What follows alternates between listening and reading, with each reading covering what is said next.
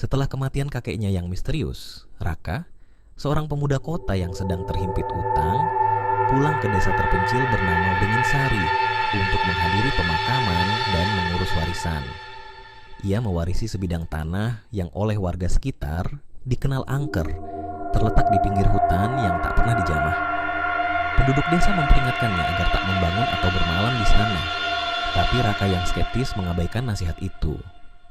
Saat malam pertama di rumah warisan kakeknya, Raka mulai mengalami gangguan. Suara gamelan yang samar dari hutan, aroma kemenyan terbakar, dan bayangan sosok tinggi berambut panjang di pojok ruangan. Ia menemukan peti tua berisi kain mori dan jimat usang bertuliskan aksara Jawa kuno bersama catatan tangan kakeknya yang mengatakan, "Jangan buka tanah itu tanpa ritual, darah harus dibayar kembali." Raka mulai sadar, tanah itu bukan sekadar warisan biasa, itu adalah bagian dari perjanjian gelap yang menghidupi keluarganya selama 3 generasi. Raka menggali tanah di belakang rumah, berharap menemukan sesuatu untuk dijual. Tapi yang ia temukan hanyalah rongga kosong berbentuk manusia dan bau anyir yang menyengat. Malam itu, suara dari dalam tanah memanggil namanya. Setelah menemukan rongga berbentuk manusia di belakang rumah warisan, Raka mulai mengalami teror yang semakin nyata. Ia bermimpi setiap malam tentang seorang perempuan berwajah rusak yang memanggilnya dari dalam tanah, memohon untuk dilepaskan. Tubuh Raka juga mulai menunjukkan tanda-tanda aneh. Luka gores muncul tanpa sebab, dan setiap pukul 2 pagi, ia muntah darah hitam. Raka mencoba mencari penjelasan dengan mendatangi Mbah Wiryo, dukun tua yang dulu sering membantu kakeknya. Mbah Wiryo awalnya enggan bicara, namun akhirnya membuka sedikit tabir. Tanah itu adalah pusat pesugihan keluarga Raka, dan tumbalnya adalah nyawa manusia. Selama ini, kakeknya memenuhi kewajiban itu diam-diam. Tapi setelah kakeknya wafat tanpa memberikan tumbal terakhir, kontraknya belum lunas.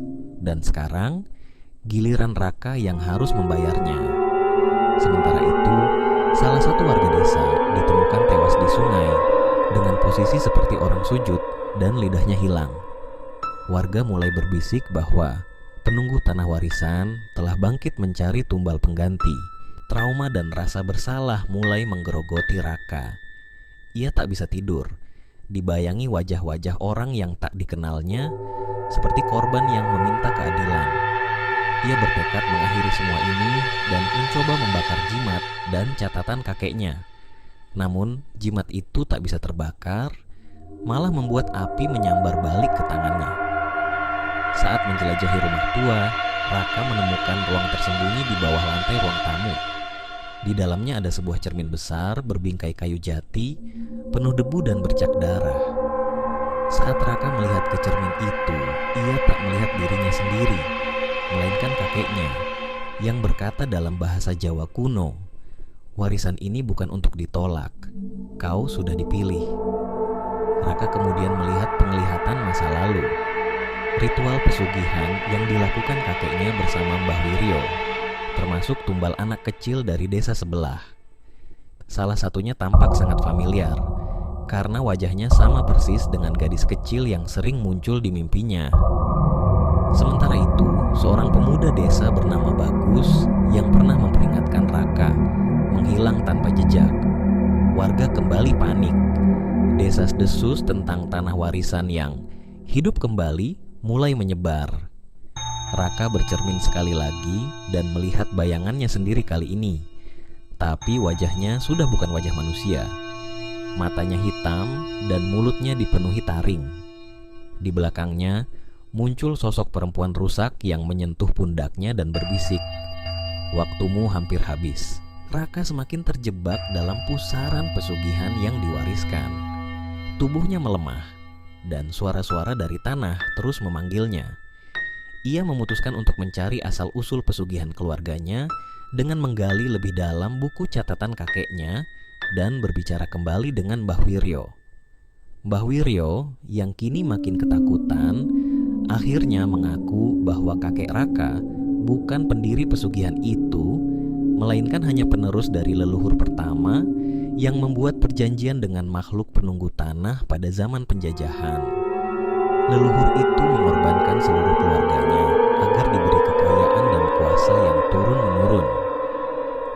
perjanjian itu harus diperbarui setiap 3 generasi, dan Raka adalah generasi ketiga yang ditakdirkan sebagai tumbal terakhir.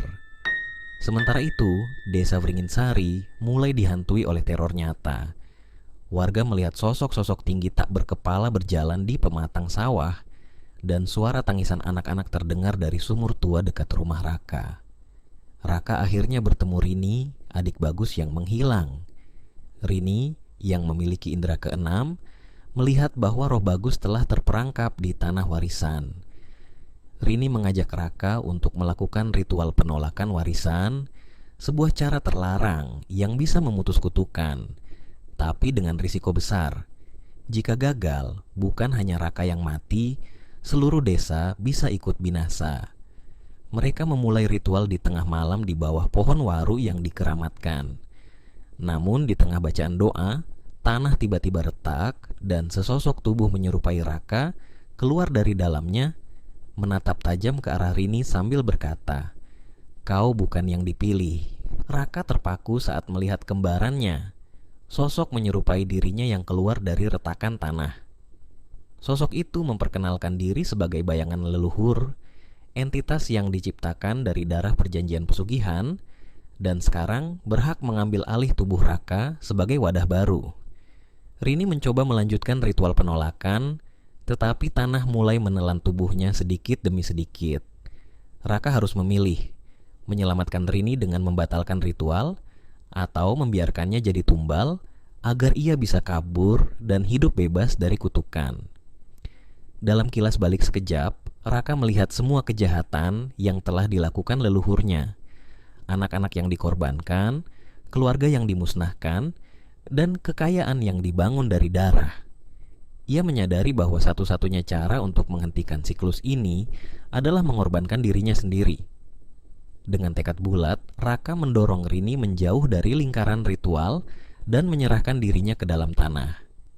Ia membacakan bait terakhir dari catatan kuno kakeknya, bukan untuk memperkuat pesugihan, tapi untuk menyegel tanah itu selamanya.